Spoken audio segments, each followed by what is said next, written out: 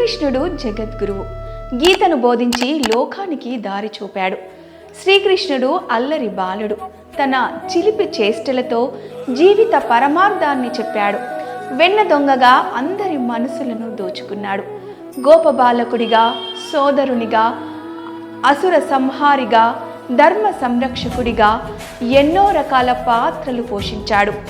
ఎన్ని రకాల పాత్రలు పోషించినా అదంతా లోక కళ్యాణం కోసమే. అసలు శ్రీకృష్ణ పరమాత్మ లేని భారతాన్ని ఊహించగలమా? శ్రావణ మాసంలో కృష్ణ పక్షంలో వచ్చే అష్టమి తిథి రోజు శ్రీకృష్ణ జన్మాష్టమి జరుపుకుంటారు. కృష్ణాష్టమి జరుపుకుంటున్న నేపథ్యంలో కృష్ణుడి గురించి, కృష్ణాష్టమి లేదా జన్మాష్టమి గురించి కొన్ని విషయాలు తెలుసుకుందాం. కంసుడు పరమ రాక్షసుడు. కానీ అతనికి చెల్లెలు దేవకి అంటే అమితమైన ప్రేమ. ఆమెకు వసుదేవుడినిచ్చి పెళ్లి చేసి ఆనందంగా అత్తారింటికి సాగనంపుతున్న సమయంలో ఆకాశవాణి తన చెల్లెలి కడుపులో 8వ సంతానంగా పుట్టే కుమారుడు కంసుని సంహరిస్తాడని చెబుతుంది. దీంతో కోపోద్రిక్తుడైన కంసుడు తన చెల్లెలు దేవకి, బావ వసుదేవులను చెరసాలలో బంధిస్తాడు. వారికి పుట్టిన బిడ్డలను పురిట్లోనే సంహరిస్తుంటాడు. అలా 7 బిడ్డలను కోల్పోయిన దేవకి 8వసారి గర్భం దాలుస్తుంది. ఈసారి జన్మించబోయే బిడ్డ తనను సంహరిస్తాడని కంసుడికి ముందే తెలుసు. కాబట్టి చెరసాల దగ్గర భద్రతను కట్టుదిట్టం చేస్తాడు కంసుడు. అంతేకాదు, బిడ్డ పుట్టగానే చంపాలనుకుంటాడు. నెలలు నిండడంతో శ్రావణ మాస బహుళ అష్టమి నాడు రోహిణి నక్షత్రయుక్త లగ్నంలో అర్ధరాత్రి పూట శ్రీకృష్ణుడు జన్మిస్తాడు. భూమి మీద అధర్మం, అరాచకత్వం పెరిగిపోయి ధర్మం కానరానప్పుడు విష్ణుమూర్తి మానవ అవతారంలో జన్మించి అసుర సంహారం జరిపించి తిరిగి ధర్మాన్ని నెలకొల్పుతాడని హిందూ మతం విశ్వసిస్తుంది. ధర్మాన్ని నిలబెట్టడానికి, మానవాళిని సంరక్షించడానికి విష్ణుమూర్తి ఎత్తిన 8వ అవతారమే శ్రీకృష్ణావతారం. ధర్మాన్ని పాటించిన పాండవులకు అండగా నిలిచి ఆ ధర్మాన్ని ఓడించాడు. గీతకారునిగా యుద్ధరంగంలో అర్జునుడికి హితబోధ చేశాడు. పుట్టుక చావుల పరమార్థం తెలిపాడు. దాన్నే భగవద్గీతగా మనం చదువుతున్నాం. జన్మించిన నాటి నుంచి శ్రీకృష్ణుడు దేవతామూర్తిగా పూజలు అందుకుంటూనే ఉన్నాడు. అల్లరి బాలకుడిగా, వెన్న దొంగగా, గోపిలోలుడిగా, గోవర్ధన గిరిదారిగా, కాళీయమర్దనుడిగా, గీత ప్రబోధకుడిగా, అసుర సంహారిగా తాను చేసిన ప్రతి పని ద్వారా మానవాళికి అద్భుతమైన సందేశాన్ని ఇస్తూనే ఉన్నాడు. వెన్నను దొంగలించి గోపబాలులకు పంచిపెట్టడం ద్వారా మనకున్నది నలుగురికి ఇవ్వడం వల్ల కలిగే సంతోషం ఎలా ఉంటుందో చేసి చూపించాడు. పశుపక్షాదులను రక్షించడానికి గోవర్ధన పర్వతాన్ని తన చిటికెన వేలుపై నిలిపాడు. పుట్టగానే తల్లిదండ్రులకు, యుద్ధ భూమిలో అర్జునుడికి కర్తవ్య బోధ చేశాడు.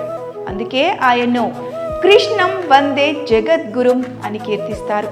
హిందూ మతస్థులు శ్రావణ మాసాన్ని చాలా పవిత్రంగా భావిస్తారు. ముఖ్యంగా మహిళలు తమ సౌభాగ్యం కోసం మంగళగౌరి, శ్రావణగౌరి వ్రతాలు చేస్తారు. ఈ మాసంలో వచ్చే మరో విశిష్టమైన పండుగ కృష్ణాష్టమి. ఇది శ్రీకృష్ణుని జన్మదినం. దీన్నే జన్మాష్టమి, గోకులాష్టమి, శ్రీకృష్ణ జయంతిగా జరుపుకుంటారు. గీతాచార్యుని జన్మదినానికి చాలా ప్రత్యేకత ఉంది.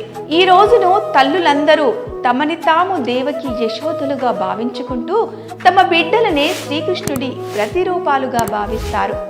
తన లీల ద్వారా భక్తి, జ్ఞానం, యోగం, మోక్షాల గురించి ప్రపంచానికి తెలియజేస్తారు.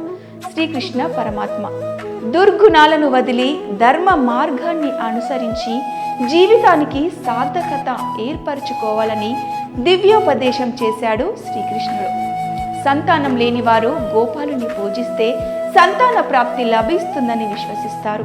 శ్రీకృష్ణుడు శ్రావణ మాసంలో వచ్చే బహుళ అష్టమి రోజు జన్మించాడు. ఆ రోజునే మనం కృష్ణాష్టమిగా జరుపుకుంటాం.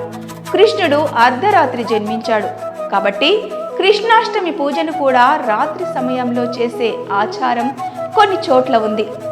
ఆ రోజు ఉదయాన్నే నిద్రలేచి అభ్యంగన స్నానం చేసి గుమ్మానికి మామిడి తోరణాలు కట్టి గడపలకు పసుపు రాసి కుంకుమ బొట్టు పెట్టాలి.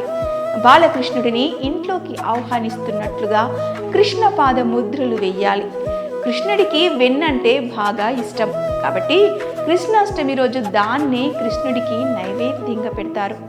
కృష్ణాష్టమి పూజలో భాగంగా గుమ్మం దగ్గర నుంచి పూజ మంటపం వరకు శ్రీకృష్ణ పాదాలను వేస్తుంటారు. ఈ ప్రక్రియ భారతదేశం అంతటా కనిపిస్తుంది. దీనికోసం ఒక్కొక్కరు ఒక్కో పద్ధతిని పాటిస్తారు. నేలపై పాదముద్రలు వేసి వాటిని అలంకరించడం ద్వారా బాలకృష్ణుణ్ణి ఇంట్లోకి ఆహ్వానిస్తుంటారు. ఇలా చేయడం వల్ల తమ ఇంట్లోకి సుఖశాంతులు ప్రవేశిస్తాయని నమ్ముతారు. అలాగే పాదాలను బయట నుంచి లోపలికి వస్తున్నట్లుగా వేస్తారు. కృష్ణాష్టమి సమయంలో ఉట్టి కొడతారు. దీన్నే ఉత్తర భారతంలో దహీ హండి అని పిలుస్తారు.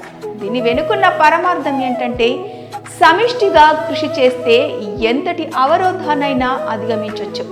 కృష్ణాష్టమి రోజున ఉట్టి కొట్టడానికి ఉన్న మరో కారణం, చిన్నతనంలో గోపాలకృష్ణుడు ఉట్టిపై దాచిన వెన్న కుండలని పగలగొట్టి దాన్ని గోప బాలకులకు పంచిపెట్టేవాడు.